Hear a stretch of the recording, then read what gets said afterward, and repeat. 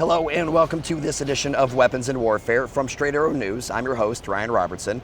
We are coming to you from Tampa, Florida for SOF Week 2024.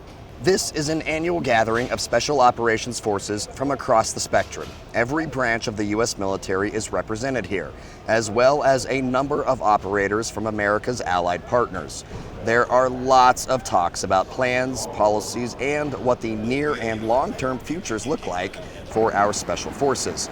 There are also a lot of commercial businesses looking to grow their relationships through their innovation and product lines. Over the next few weeks, we will take a look at all of that. But first, let's get started with some headlines you may have missed.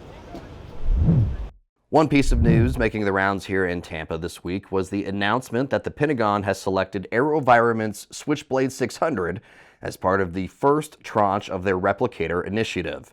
The one-way attack drone got the nod, at least in part, thanks to its performance in Ukraine. Being part of the tranche it's a confirmation that this system is the right fit for the current needs globally. And we've been a company for over 53 years, and we really enjoy being able to support defense. That's why we're here at SOF Week, and it's why you'll see us at almost every defense show. So we want to hear from the end users. We want to hear that it's working well in the field, and that we want to hear about what folks need in the future so we can develop to that. So Replicator is a confirmation that we are headed in the right direction. In August of 2023, Deputy Defense Secretary Kathleen Hicks introduced the Replicator program as part of America's defense against China, with an end goal of producing thousands of affordable, single-use autonomous systems over the next 2 years. Don't expect to see a Hercules walking on water anytime soon, specifically the MC-130J Super Hercules. That news coming out of SOF Week here in Tampa as Colonel T. Justin Bronder, SOCOM's Program Executive Officer for Fixed Wing Programs, said the plan to fit the cargo planes with gear that would allow for water takeoffs and landings has been tabled, at least for now. While it's been talked about for years, the fact that research was done into the idea shows just how serious the U.S. military is looking at the potential for operations out of austere environments in the face of looming threats from China in the Pacific. Meet the new Bradley, not the same as the old Bradley. One of the Army's most important vehicles has received a glow-up. The Army recently released photos of its next-generation M2A4E1 Bradley variant of the legendary fighting vehicle. The Army says it is the most modern and survivable version of the Bradley to date. One reason for that is the integration of an Iron Fist active protection system, along with an improved high-definition forward-looking infrared gunner sight, and an environmental control unit to prevent heat stress for dismounts. The Army received funding for the new variant to replace every Bradley from their inventory that was donated to Ukraine. Even though events like these are not put on by the military, they allow American military leadership to connect with not only their troops, but also the general public. And the main message coming out of many of these panel discussions and keynote speeches is the fact that the SOF community is facing a number of growing challenges. From concerns over the budget to troop levels, the SOF community says the best way to deal with these problems is through cooperation and collaboration. From the start of this year's gathering, SOF leadership made it clear, while there are obstacles to be overcome, it cannot be done at the cost of taking their eye off growing threats from some of America's oldest adversaries. In this decisive decade, autocrats and terrorists alike seek to upend the free and open international system. From the PRC to Russia, from Iran to North Korea, and violent extremist organizations. Those adversaries seek to divide and weaken the power of these partnerships.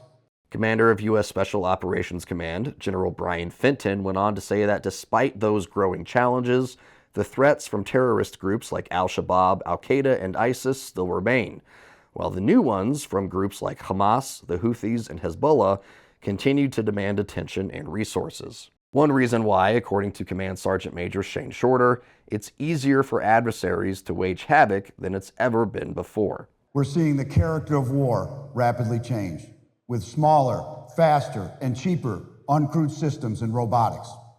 Ubiquitous surveillance tools of every kind, and of course, artificial intelligence, are all creating wicked problems. One thing that always grabs your eye at conferences like Soft Week 2024 is the sheer amount of technology and tools that are available to today's warfighter. General Fitton says that as accessible as these tools are, they're not what is going to determine the day for special operators. But I think for us, it becomes an enabler, an amplifier, and an enhancer to all the missions that we're trying to achieve. It's necessary, but at the very center of all that is a special operations teammate. That thought was echoed by retired Army General Vincent Brooks. The former commander of U.S. Army Pacific and U.S. Army Central says the advantage American special operators bring to the fight is a willingness to interoperate with not only other branches, but other allied partners.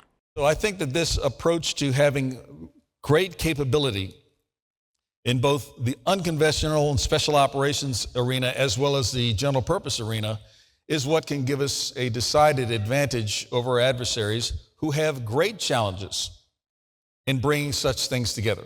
Perhaps proof that what the SOF community is doing is working comes from the very top.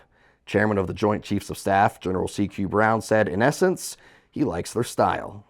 They don't ask for permission. They tend to lean forward, and there's a fine line between leaning forward and falling over, and they know how to lean forward.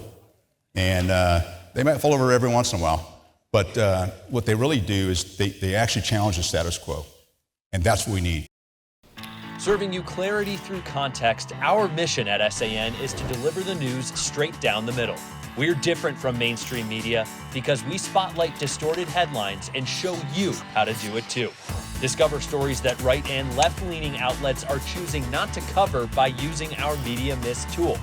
Download the SAN app and turn on notifications to have straight facts delivered right to your phone or tablet, and get straight facts anytime at SAN.com.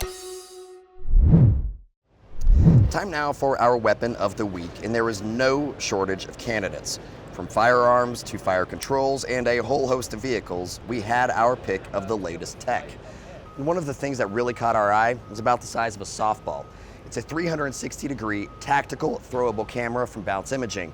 And honestly, guys, it's way more than meets the eye.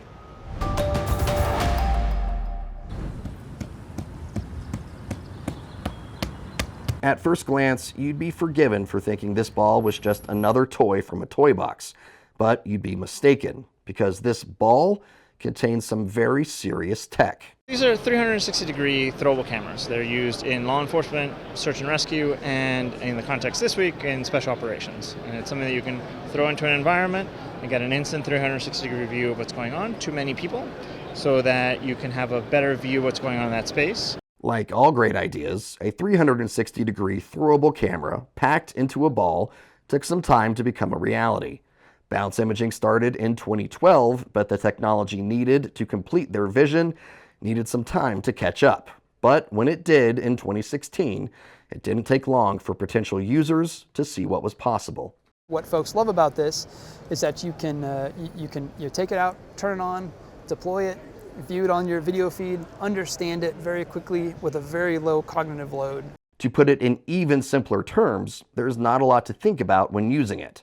That's why this hard rubber ball, equipped with 6 cameras and two-way radio, that's right, you can talk to people through it, has become an invaluable tool for police, search and rescue, and special forces operators. In fact, Bounce Imaging CEO Francisco Aguilar says their users are their best innovators. That people have come up with really clever ways to use this to look over walls, down tunnels, inside attic spaces, around corners, in ways that they wouldn't have been able to do it with a much lower demand on their thinking than with other tools. Another cool feature, it doesn't require any other equipment. That's because users can view images from the ball right on their smartphone. Just download the Bounce Viewer app and go. We know it's making a difference, which we're super proud of, and we hope to get it out to more folks in the future. One last thing, this very rugged camera is also multilingual. Mark Farguson told us the ball is preloaded with very simple commands in 20 different languages, meaning users not only have a clear picture, but they're breaking down barriers as well. All opinions expressed in this segment are solely the opinions of the contributors. All right, folks, we are almost out of time for this episode of Weapons in Warfare. But before we go, I want to spend a little bit of time and talk about the importance of practice. Not a game. That's right. We're talking about practice. Practice? Practice. We're in here talking about practice. Whether you're an athlete, a musician, or a member of the Special Operations Forces community, you need to practice. How else can you expect to perform at a high level? However, whether it's the SOF community or the wider military as a whole, practice for service branches carries much more weight. If soldiers don't train, nations are put at risk, which is why the United States military puts such a high emphasis on training, on practice. It doesn't matter what kind of fancy superweapon an adversary has, if the soldiers trained to use it get bad training. The U.S. military's level of training is the gold standard by which all other militaries are measured. And it's why our allies and partners welcome opportunities to learn from and train with U.S. personnel. We saw one part of this training on full display in Tampa during a capabilities demonstration that most in the area call the Battle of the Bay. Special operators from 10 countries proved with the right training, with the right practice. Operators from different countries with different cultures and different languages can come together and perform at a high level. Do you have a hill in your life that you need to climb? Does it seem like it's too daunting of a task to take on? Well, take a cue from the SOF community and practice. Practice getting up that hill. And once you have enough practice under your belt, go for the top. And, speaking of practice, we thought there was no better way to end this episode of Weapons in Warfare than bringing you the sights and sounds of this year's Battle of the Bay. So, for senior producer Brett Baker, video editor Brian Spencer, and graphics designer Dakota Patillo, I'm Ryan Robertson with Straight Arrow News, signing off.